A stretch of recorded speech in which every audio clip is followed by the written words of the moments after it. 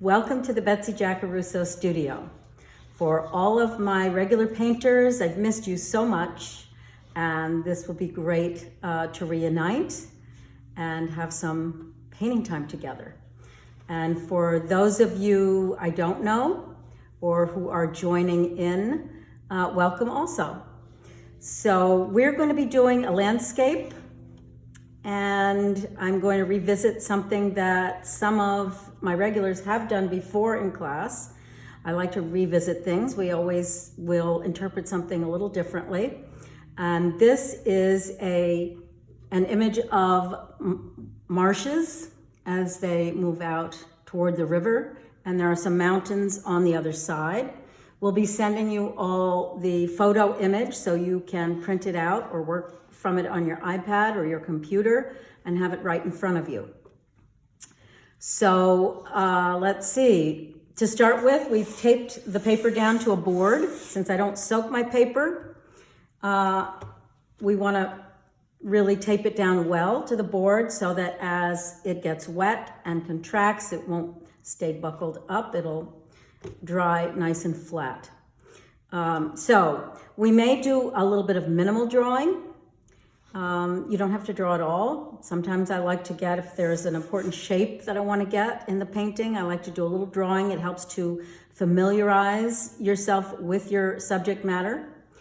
And before I get started, I just want to remind everyone, I like to think of our reference as an inspiration. That is your inspiration. So you're going to respond to it. And some of us are going to focus on certain things more than others. And that's perfect.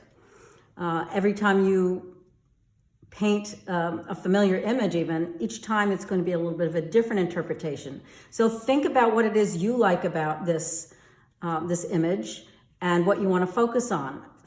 Take a minute to think about colors. I see a lot of grayed down turquoisey colors. I see complementary colors as there's more warmth. Burnt yellows in the grasses and warm tones against the cooler tones. All right, so I'm just going to get started. I am going to separate the foreground from the sky and think about trying to have that not dividing the page evenly in half. So I'm going to sort of just lightly with the pencil define that edge, and the mountains above it will be on top of that. I may exaggerate them and make them a little bit bigger. And then the grasses are what create the negative space that creates the shape for the water. So, and these, we want to think about perspective on the grasses. And if that feels complicated to you, just think about the distant layers being a little narrower. And as these layers of grasses come forward, they're a little wider. And then you see in the foreground, these grasses are quite big. And your interpretation does not have to be exactly like what's in front of you. Sometimes that makes us too tight. So allow yourself a little freedom, and once you get painting, you're going to be responding not just to your subject matter, but also to what's happening on your paper. And give yourself a little bit of freedom with that. Okay, we're about ready to paint. I'm just going to indicate some of the verticals of these trees off in the distance. There are some train tracks that move across here. We can't see them, but there are some little spits of trees that are along those tracks, and we don't really see the river, but we do see the mountains on the other side. Okay, I'm going to get started. So I'm mostly going to use a 1-inch flat wash brush. And this has a combination of natural hairs as well as a little bit of synthetic. So it's very helpful when you're trying to get a nice wet on wet loose sky. I may also use my smaller flat brush. That's a size 12. It's probably a 1/2 inch. And I'm gonna have my watercolor round handy just in case. and my hardware store brush for $1.50 that I've trimmed up a bit. And that's probably mainly what I'll use for this painting. So I'm gonna start and focus on the light. I usually start most of my landscape paintings thinking about the light. The light is in and around everything, and it influences the colors. And we have the vortex of light is usually the warmer tones are toward the horizon, moving up into the, higher up in the sky, deeper into the universe, tends to become darker depending on where the sun is, and becomes more blue away from the light. So let's try and capture what we see here. There are some nice streaming soft clouds toward the bottom. So I'm going to start with a little shell pink. Lately has become one of my favorite colors. Okay, so I am going to try and work a bit wet with that. And then I'm going to overlap that with a tiny bit of yellow. A little too much there. So I'm also going to mix a little bit of white with the yellow. I don't use white for painting white, but I do use it to tint colors. So I want just a little bit of that yellow that I see peeking, and I'm going to overlap the pink with it. I also have to keep in mind that those mountains are going to overlap some of that pink, but I can come back in and stream some more pink in later if I've lost too much. Now I'm going to shift to the turquoise. I'm going to take some horizon blue. That's a lot. And I'm going to mix it with white. I have a separate pile of white to mix with my blues so I don't contaminate my warmer tones. You can use a little phthalo mixed with white to get that horizon blue. And I'm going to overlap now that yellow. So each of these colors are going to stream into each other.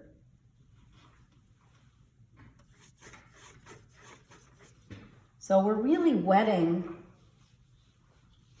the light under the clouds first.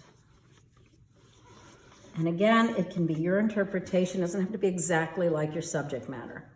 Then I'm going to take my blue and I'm going to mix it with a little bit of Scarlet Lake, the complement, to gray it down and make a darker and slightly grayer blue,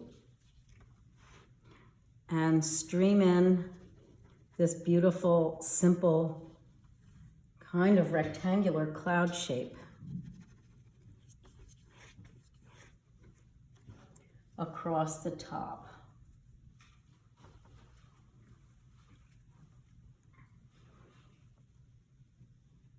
And sometimes I'll squiggle my brush. I'm paying attention to the corner of the brush that creates the bottom edge of those clouds.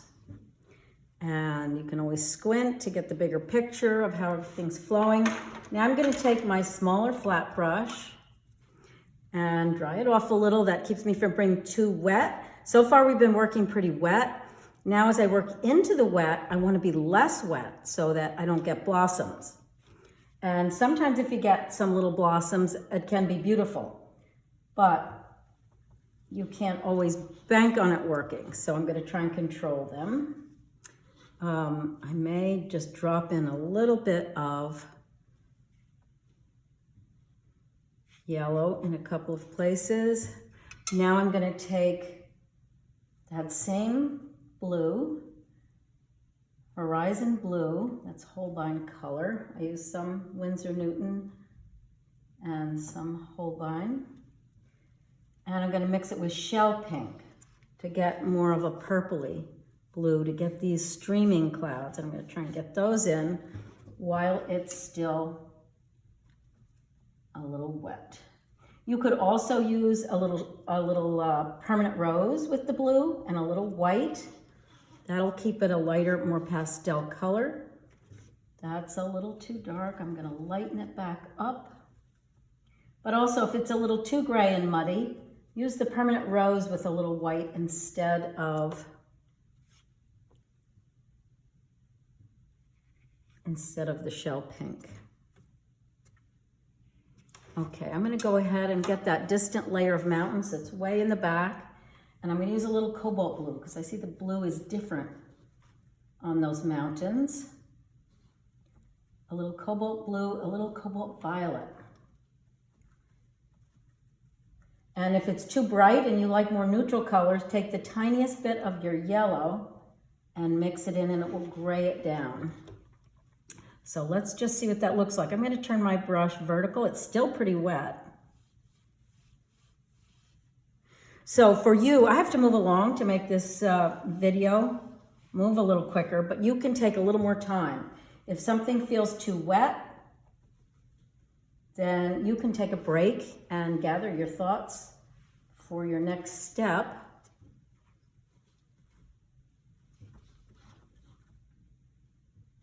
So we're really using a triad of colors to get some of those more grayed down colors. Color triad means you're getting all your colors from 3 primaries, a yellow, a red, and a blue.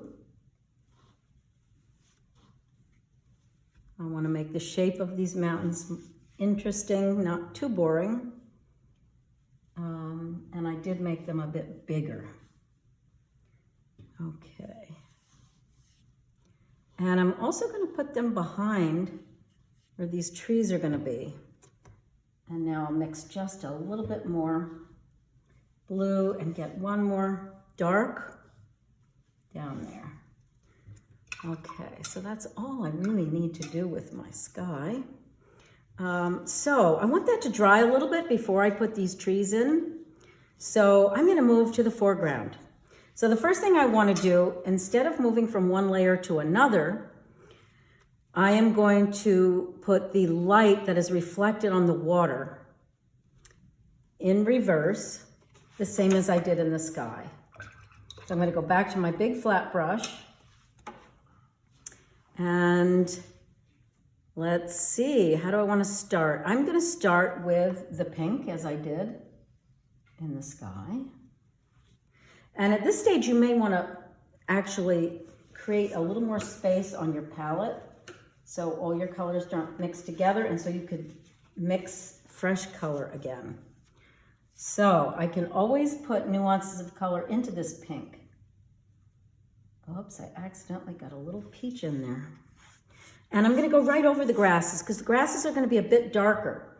And by putting the pink down underneath as we start everything in the pink, that will help to harmonize and unify everything just a bit.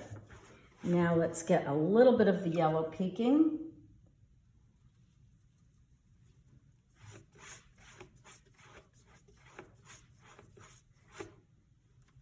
So my color is just a little bit muddy there. Okay, and then I'm going to shift to the blue. Horizon blue with a little white in it, or your own version of a turquoise. And then as we come forward, we're going to see the reflection of those darker clouds. So we can go a little deeper with the blue. You can mix a little bit of red with it to get your darker blue as we come forward away from the light. And this way, when we put our grasses in, if anything is showing through, it'll be the water and reflection that is behind those grasses. Okay, so hopefully this has given the upper portion of the painting a little time to dry. I am going to probably, it's still a little wet up there, too wet for the trees. They'll disappear into that distant horizon of mountains. So I'm going to try and mix up some thicker paint for the grasses in the distance on the horizon. Can you straighten the painting? So let's see, I'm going to take some raw sienna. You could also use some, let's see, raw sienna maybe with a little white. You could also use yellow ochre. And if I don't want it too bright, then maybe I'll gray it down. I'm gonna warm it up actually with a little shell pink. So I'm using raw sienna. You could just use raw sienna and shell pink because shell pink has a lot of white in it already. Let's just see what it looks like. Sometimes I'll try a color out and make an adjustment. Okay, and in this case, yellow ochre might be a better choice because I want those grasses to feel thick against that distant background. And I'm just going to squiggle up and down with my brush a little just to suggest and feel those grasses.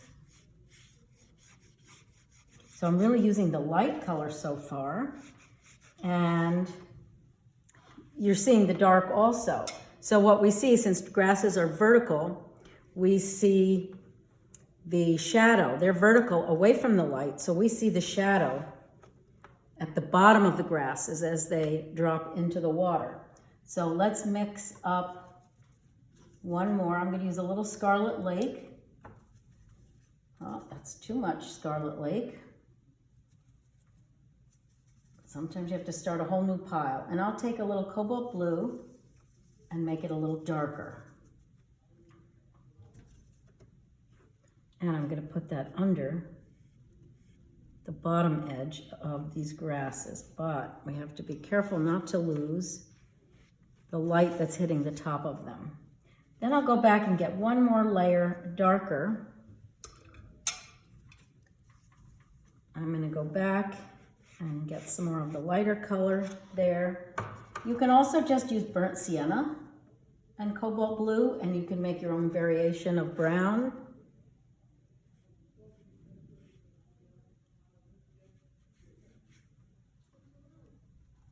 And I'm going to go vertical here where I have a little more room as I come forward to get the taller grasses.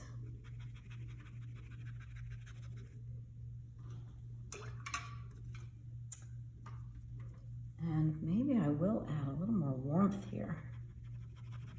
Warm colors tend to come forward to the eye. Cooler colors tend to recede. So think about that as you're making some color choices here. Okay, let's just get one more. So for my darkest brown, maybe I'll actually use a purple, making a little Scarlet Lake and a little cobalt blue. And of course I've mixed it in with what I had underneath, which automatically is graying it down just a bit. So thinking of values, we have at least 3 values in the grasses, and you can make more. And also that darker value is going to be bringing them forward here. I can always go back later and play with a little more detail, but I don't want a lot of detail back in the distance. I want to save that for coming forward. So you're going to simplify that. Okay, now let me go back in the distance. I'm going to take a small brush. This is a size 4, which I don't use that often. And I'm going to get some of these cool trees in, and I'm going to make a purple. That's a little cobalt violet, a little blue. I'm kind of building on some of the colors I already have on my palette to suggest some of these little vertical trees that are back behind the grasses on that train track. And think about grouping a few together. Do not put a row of trees that are evenly spaced along there that are all the same size. And you can be creative about this. You don't have to just copy exactly what you see. So it's actually still a little wet here. I'm going to suggest some bigger trees there, and maybe I'll try a little dry brush using this hardware store brush to suggest some of the trees in the distance without leaves. It's spring out there, but the trees are pretty bare still. So And then I can come back later with a rigger or the tip of a brush and build on that. Let's go to the foreground. Now let's get some reflection in here first in the water. I'm just gonna lightly take my big brush and a little bit of that purple and pull down some of these reflections. And here it's actually still a little wet, which is nice because I can just pull some of the color that's there to mix up a little more, making a purple. That's cobalt and cobalt violet, and I can add a little brown to it. And you can always gray it down by creating, pulling a little, tiny bit of yellow into it is another way to make it a little more neutral. And I'm going to soften that bottom edge. I don't want it too hard. And you want these reflections to be straight down because they spill across the top plane, which is flat. And sometimes you want to go a little darker right up as you get closer to them. Okay. So what I'll want to do is I'm actually going to vignette this corner a little bit with a little more blue to bring it forward even more. So I'm just going to add a little more drama, a little more depth to the painting by making that just a little bit darker. And that should create some distance there. Now there's a number of ways you could do the grasses.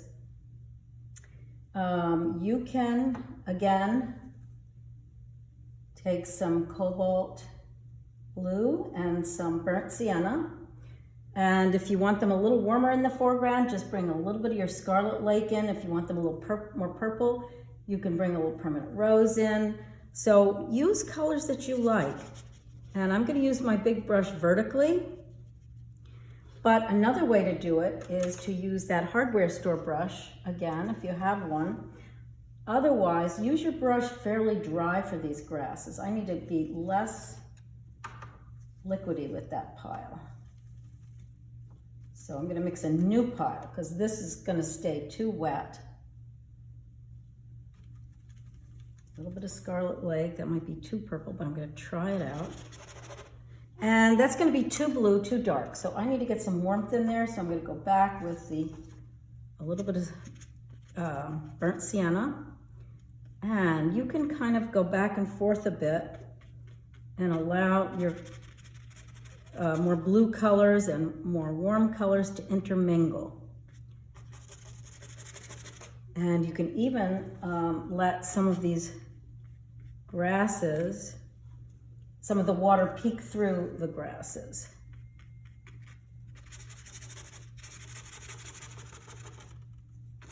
Create an interesting shape. It doesn't have to be exactly like the one in your reference. Sometimes you'll get to a point where you're responding to what's happening here and you're not even looking at your reference anymore. And that's what creating is all about. Getting in a zone. You can always add detail. So I recommend getting a lot of your basics in the painting first, thinking about the light, and then I will be going back to create some of these trees and building upon them. You can also use a rigger, which is a very long, skinny brush. And you can use mauves to suggest these trees, or you can use more neutral browns, whatever calls to you. And these trees do fan out a bit at the tops. So I would probably get out even a smaller rigger. You can create smaller detail with that brush.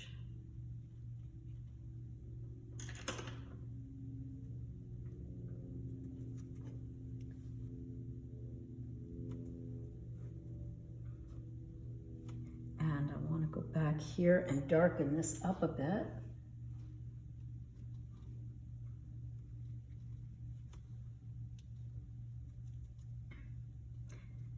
and you can squint. And if you're not sure whether your painting is complete, squinting helps to allow you to see the bigger picture. And also you can hold it up in front of a mirror, and that if there's anything that's off and not working, usually it'll be very apparent. At any rate, so you can go ahead and complete your detail at this stage, adjusting any values. Keep in mind, you don't want the same amount of dark back here as you do forward. So if you're going to put dark here, you may not want to go quite as dark back here, or keep the foreground lighter and do a little more dark back here. Otherwise, it tends to put those darks on the same plane, and you really want that to recede back there. So I can get a little darker as I come forward. I can build a little more on my reflections.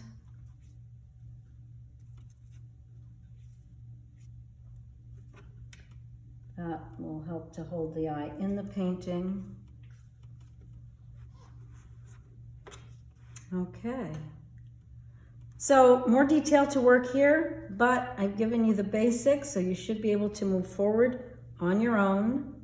Sometimes these dark reflections have dark right up underneath them because they're reflected in reverse of what is there. Okay, your turn to have some fun. Great painting with you all again. Take care of yourself. Bye-bye.